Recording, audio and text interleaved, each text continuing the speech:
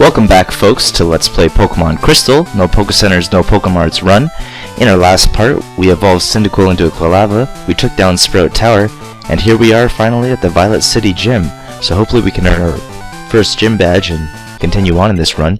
And that's going to require Quilava to do some work here, so hopefully our newly evolved Quilava can get to work and finish off this Spearow without too much trouble. These first two trainer fights are a little unavoidable, but luckily we do get a lucky crit there. We don't take any damage from Spearow, and we're able to continue on here. So first trainer dealt with, not too much trouble. Xerxes definitely doing some work already. I think that Spearow usually is a 2-hit KO, so that crit did matter, but that's just what happens. We get a crit, and we'll probably get critted somewhere along the line ourselves. So luck happens either way, and I'm definitely in favor of it happening for us either way. So hopefully we can one-shot these Pidgeys, which would be really nice. I'm not sure if we can with this range, but maybe. And we do, so a one-hit KO on Pidgey is definitely something that I'm in favor of, because it means we don't take additional damage, and of course we also conserve on our PP consumption. So definitely a positive for us, and we'll gladly take it. And as you can see, I did get the lower end of damage on that Pidgey, so it is a bit unfortunate. We do take some damage, but nothing that really affects things in the long run. So regardless of that, we do get the extra experience. We get boosted up to level 15, and that's great because we're just about to fight the gym leader, and having those few extra stats maybe what is able to push us over the top to be able to beat this guy. So he's got some flying type Pokemon, which don't really pose a threat to Cyndaquil. It's neutral to him, and the only thing they really have that is threatening to us is Mudslap. But the only really danger of Mudslap is the accuracy drop. More or less, Mudslap only has a 20 base power, so even though it's super effective against us, it only gets boosted up to 40, and really a 40 base power move is almost like getting hit by a tackle. So nevertheless, we do take out that Pidgey without too much trouble, and he's now sending out his Pidgeotto, which we should be able to deal with nicely. So I think we can probably 2-hit KO with Ember. I definitely won't 1-hit KO based on what we saw with those Pidgeys, and wouldn't you know it, we do 1-hit KO because Ember gets a crit anyways. So once again, that definitely wouldn't have mattered, or definitely that crit did matter because we probably wouldn't have 1-hit KO'd it anyways. But lucky for us, we get a lucky crit and move onward. So we get our first badge, and we get Mudslap. And even though Mudslap isn't too useful to us, it may be able to help us train some stuff up later on, so whatever. It's a 20 base power move, so I'm not really expecting big things from it, but who knows, any TMs that we get for free, maybe they'll be able to help us in the long run. So Professor Elm's giving us a call, and apparently he's found out some researching stuff about this mysterious egg that we were talking about and handed over to him. So let's head over here to the Pokecenter where he said his assistant was going to be, and the assistant basically is going to hand us over the egg and give us a chance to examine it further. So now we've got the egg right here, and we should be able to proceed towards the next town. So upcoming is the next town with the second gym badge, and even though we already did pick up the berry in this tree, so I'm not going to be able to grab that. It was a paralyze or poison cure berry, I think, but nevertheless, we already picked it up, so we can't grab it. So here's this guy, and even though he previously was blocking the way for us, he's now going to give us a gift for beating the gym, and that's the Miracle Seed, and that's going to be great because we're going to be catching a Pokemon on this next route that item will go very nicely on. So hopefully we can find him relatively quickly. And no, unfortunately, it isn't a Hoppip. So for those of you who are hoping for it to be a Hoppip, because he is Grass type, unfortunately Splash ain't gonna cut it in this route. Just not really at this point in the game. And apparently we really want to find Hoppips because they keep popping up. But that's not the Pokemon we're looking for, and we're just gonna continue on here. and Hop-Ups apparently really like me right now, and I hope they do later on, because they're definitely going to be of use. I did run away from a Bellsprout there, and the only reason I ran away from that Bellsprout is because male Pokemon actually have higher stats in Gen 2. I don't know exactly how that all works out, but for some reason male versions of the Pokemon had higher DVs, or for those of you who are more familiar with them as IVs, and they're basically like these hidden stats that all Pokemon have when they're created or encountered in the wild. And so hopefully we can catch it without too much trouble. Maybe on the first Pokeball to conserve some resources. He has had half health, so it'd be great to catch him at this point. He doesn't have a lot of damage on him, and so hopefully we can get him in 1, 2, 3, sweet. So that's awesome. We've got a Bellsprout. He's at half health, but he's a great member of our party. He hasn't used any Vine Whips, which is a definite plus. And second, you said I gave you somewhat limited choices, but you did decide that you wanted to be a Bellsprout, so here's your Bellsprout, and it's kind of fitting because it is our second Bellsprout, and even though I didn't nickname the first one, we are nicknaming the second one, so definitely great for us. So, now that we've got our Bellsprout, we do need to train it up though, because it is going to be of use. The other thing I want to do is throw on that Miracle Seed that we just obtained, so I don't want to forget to do that. And that's going to power up his Vine Whips, basically. But for now, we do want to train up this Bellsprout, and the way I'm going to do that is by abusing Onix's PP, because Onix really isn't going to be a main attacker in this run. Therefore, we want to be wasting his PP to train up Bellsprout rather than having him just gaining experience, gaining levels to the point where he completely disobeys us altogether. Anyways, I'm just going to pick up a hidden secret super potion there that maybe some of you don't already know about. So now you know. That's where it's there. There's also a trainer just down there that we definitely want to avoid here. And now I'm going to grab this Great Ball. So, like I said, we're going to be training Onix, or using Onix to train up on Hop-Ups. However, we don't want to let Onix solely gain the experience. Therefore, we want to switch out to Bellsprout when we can. And gladly Oko this Hop-Up with 2 Screeches already on it. And what in the world did actually survive? That is retarded. Sorry if that offended anyone. It's just stupid. -4 defense and the thing actually survives a tackle. Like, that's not right. Must have some crazy DV investment. I wonder if that thing was male. I didn't check. But whatever. We're gonna continue on here. Hopefully find Hop-Ups, and even though we found like 5 or 6 before we encountered that Bellsprout, we can't seem to get some consistency here. So, as you can see, these Hop-Ups are slightly different because they do have synthesis, and that's one of the reasons why I want to try an Oko if I can, or one-hit KO, because if I waste PP attacking them and then have it heal off, it just isn't a very wise use of, or wise management of the PP that we're investing here. So we're going to throw on 2 Screeches, like before, and hopefully Tackle can one-hit KO this guy, which would be great. And once again it fails, and it uses Synthesis, which is fantastic. So hopefully Onix can start actually killing things, because he is level 11 now. He's got that added boost to his attack, which isn't really phenomenal, but maybe it can finally kill some -4 defensive Hop-Ups, which would be fantastic. So once again, we do encounter another Hop-Up, which is great. We're definitely I think the encounter rate is much higher here than on the other route, but we couldn't get to this route before, so we have to make do with what we get. So here we go. We're just going to continue training up our Bellsprout. We do need it to get relatively higher, and because he only has 10 Vine Whips, I can't just train it itself necessarily without trying to be efficient in the way that we do it. So here we go. As you can see, Onyx is already starting to disobey us, and it's partly due to the fact that other trainers' Pokemon won't start obeying until I get, I think, at least the 2nd or 3rd badge.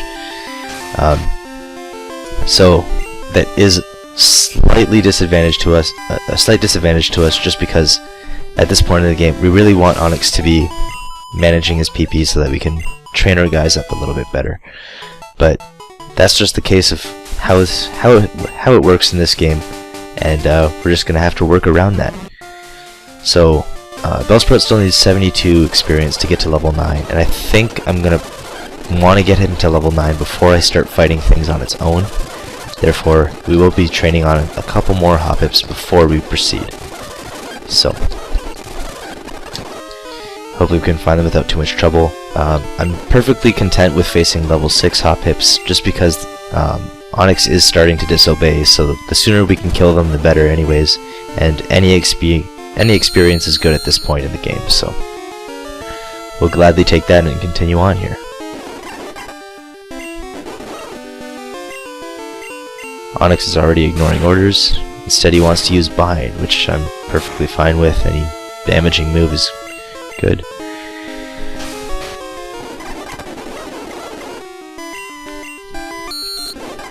Wasting screeches. Come on, Onyx, get to work here. Use Tackle. There we go.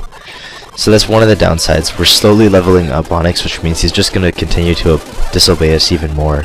But it's just something we're going to have to work around. And it's not completely deadly to us. There are ways to get around it. The one good thing is that disobeying doesn't mean the Pokemon attacks itself. But if you get higher up there, the Pokemon can actually start taking naps, falling asleep, and that's definitely what we don't want it to do. You see he did loaf around there, but that's not what I'm talking about. There's actually points where the Pokemon will actually fall asleep, so unfortunately for us, it is wasting tackles, and we do kind of want to conserve those for the points where there's already a Screech on there or something effective, but it's just the way things are working out here, and we're gonna have to deal with it.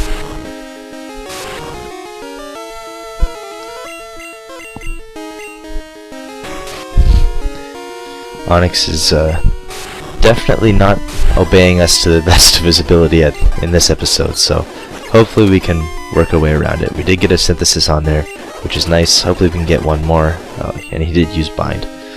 I think with one... crap.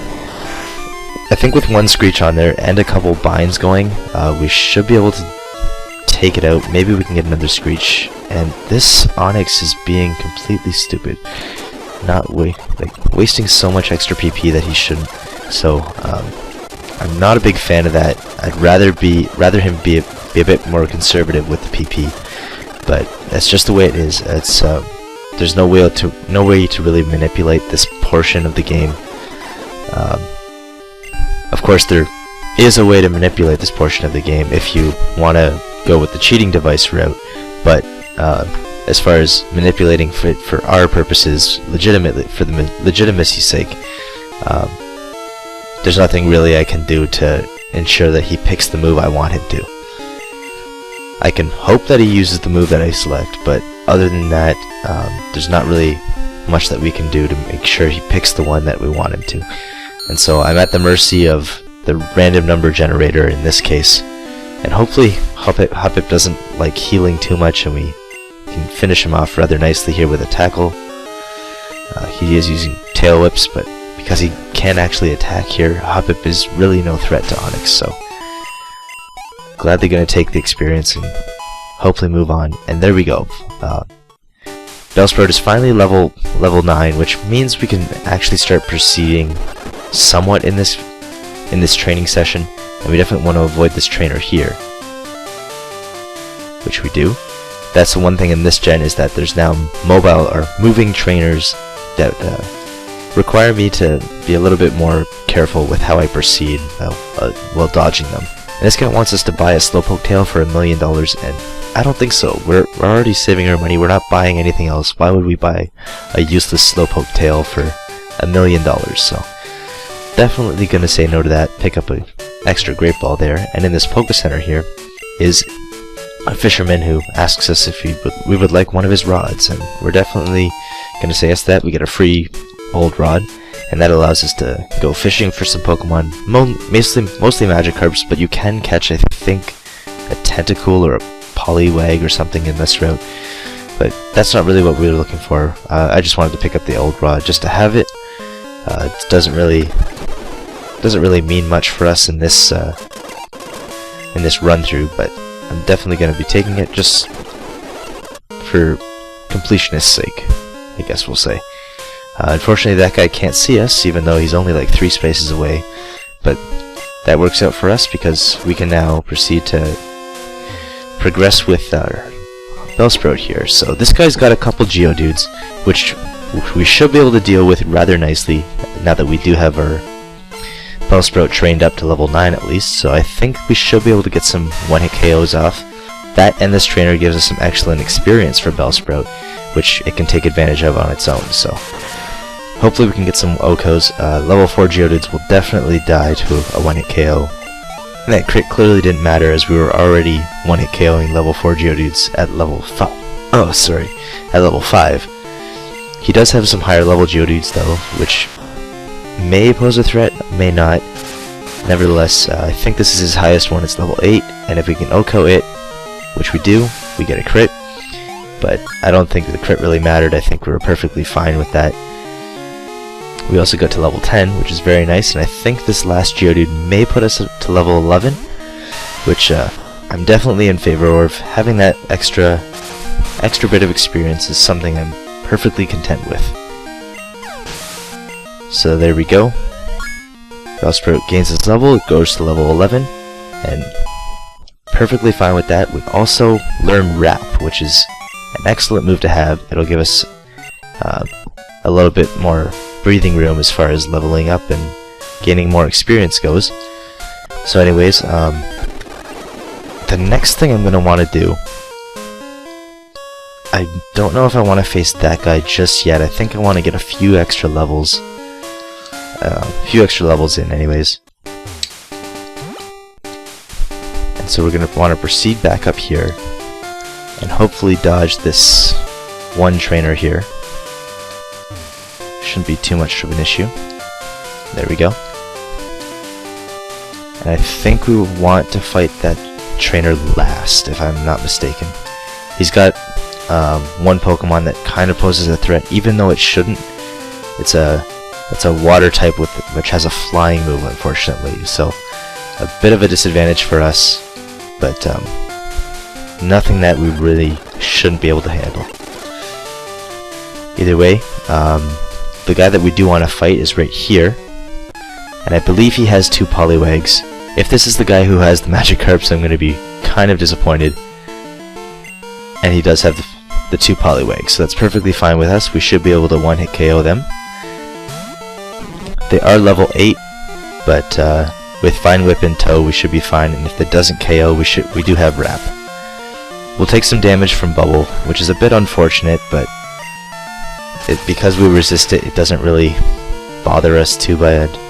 And we do one-hit KO with Vine Whip, which is fantastic. We get that extra experience, and hopefully this other Poliwag will level us up to level 12. So perfectly content with that, and we'll gladly progress. But like I said, these bubbles do give us some additional damage, which it's just part of what we have to do to proceed through this run. We do get a crit on that Vine Whip, but didn't really matter. As you can see, we already KO'd the previous Poliwag, so it was perfectly fine. This guy we definitely do not want to fight. He's got like 5 Magikarps, and it's definitely a waste of PP to really battle someone with Magikarps. Magikarps don't give a great EXP return for what you actually have to put into killing them, therefore we just kind of want to progress here. Once again, we do safely pass that trainer, and we can proceed back towards that cave. I think the next thing I want to do is go fight that other trainer that we passed before, now that we do have a few extra levels on us. we do need 220 experience. So yeah, we are gonna go fight this Onyx here, and hopefully we can deal with it rather quickly. I'm somewhat concerned about whether we're actually one-hit KO it, but we'll have to see how it goes. Unfortunately, he does attack first, and he does use Tackle on us, which is a bit of an inconvenience, but we should be able to one-hit KO with Vine Whip, which is great because we do, and we get a level up, so I'll definitely take that and continue on here.